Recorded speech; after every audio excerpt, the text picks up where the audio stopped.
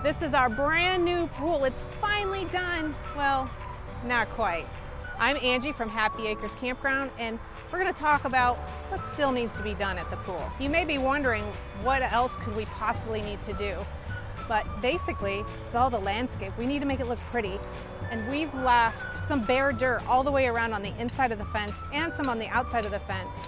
And over the this fall and early next spring, we're gonna fill it all in. So it's gonna be a couple phases, but the first phase, what we wanna do is get the base on the outside of the fence here to kind of block the highway a little bit. Originally, my first thought was, I want big trees, big bushes, and block this whole thing so that you couldn't see anything from the highway and you couldn't see the highway from the pool. But we've been living into it a little bit, and people love to see the pool from the highway. They love to see the orange umbrellas, and the highway actually doesn't really bother the people that are in the pool. So instead of building a big screen of plants, we're gonna have, or at least I want to have, more of a row of bushes and something a little more ornamental, so it looks really pretty from the highway. But what we have to do is take a road trip. So we're gonna go see Kelly at GoodTimes Horticulture and see what he thinks. We made it. We just got to GoodTimes Horticulture. We're gonna go talk to Kelly and see what he suggests for our pool landscape.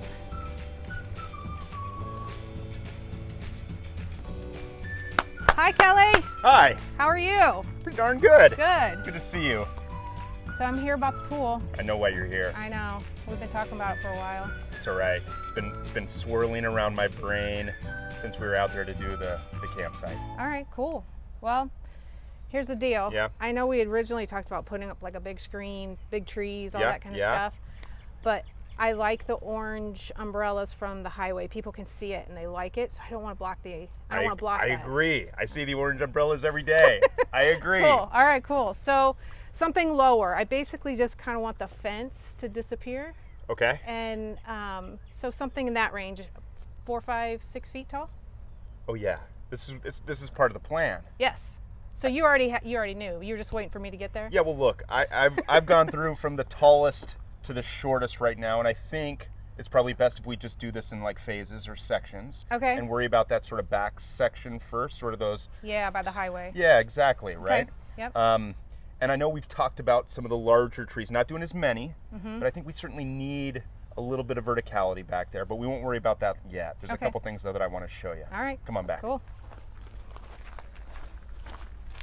Remember, I like orange, but not for these, but for next year, on the next phase. Noted. Orange. Noted. Yeah. Look, we need something that's going to be impactful, that's going to be low maintenance. Yeah. And that's going to be blooming, not in spring when nobody's there, and not in fall when nobody's there, but in summer. Correct. And I think that's when we go to the giant, everlasting limelight hydrangeas. I love them. Right? They're kind of the old reliable. These are one of the originally cultivated paniculatas. Limelights. These are going to be a 6 to 8, but easily manageable. Okay. Self-sufficient once they're established. So in order to get them that way, we're going to make sure we're deep soaking infrequently to develop a nice deep root system. Okay. But once we do that and get these guys established, they're going to put on a show, generally starting end of June, beginning of July, and go all the way up till frost. Nice. I think a majority of that mid layer should be these limelight hydrangeas. Okay, so we have 46 feet. Okay. Across. Okay. Then plus, a little bit past, because we have that area that we talked about possibly doing the seating area in the future. Gotcha. So, Gotcha. I don't know, it could be 60, 70 feet of space that we need to create this. Right. Well, here's the thing. Beauty. Here's the beautiful part about this. We're 10 minutes away. I know. Right? I know. It's dangerous for me. And we don't have to have anything. We don't have to go with any particular plan other than let's bring out a load. I'm thinking in the neighborhood of 15. Okay. And let's see how that works. Do we want a continuous hedge? Do we want to see negative space in between the plants? Okay. Those are all things that I think we can determine once we get the plant material out there. Absolutely. Okay. Let's just see what it looks. But if we know we're going to use these, then we're going to load up. All right. Load up. There's something else I got to show you. Okay. Come on down. I think the perfect pool accent to the color, to the pool, to the surrounding space. Everybody wants that beachy feel. I think we're gonna go right here with some of the grasses. Miscanthus maiden grass. This is a 4 or 5 footer. Okay. Right, that fountain appearance. Again, once established, very, very durable.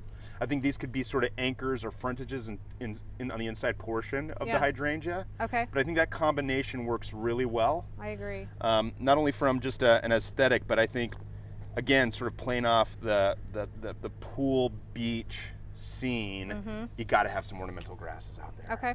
So I think we also bring in a couple handfuls of these. Okay. And let's set them out. Let's see what they look like. All right. Let's play with them. All right. Okay, cool. Yes. So I'll see you in an hour. Okay, let's go. Let me get the hydrangeas in. I've got one grower who does those great big ones. Okay. All right. Give me a few days. Let me bring those in, and then I'll see you at the campground. All right. How about trees? What do you take? Because you said a few. Yeah, I think it's really important, right? So I do think we want it to be evergreen. We want it to be densely foliated. We need it to be deer resistant. Yeah, lots of deer. Right? And we need them to be durable. And that's where we're going to go with a variety of western red cedar. They're commonly used as hedges and screens, but also as individual specimens. They look amazing. Okay. And those are the guys that are right behind me. Nice. All right. How big did they get? If you let them, 30. Oh, wow. Okay. And 12 wide.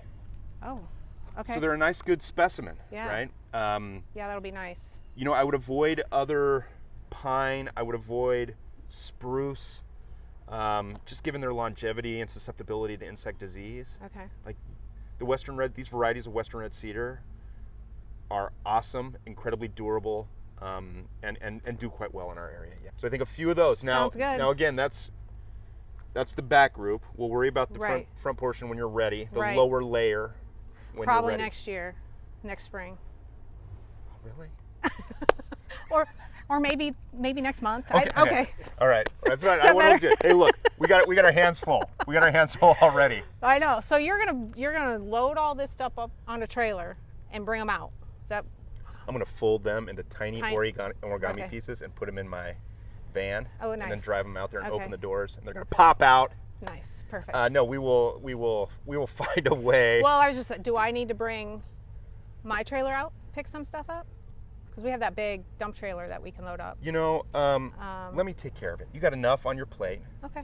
Well, I can help. We have access to that.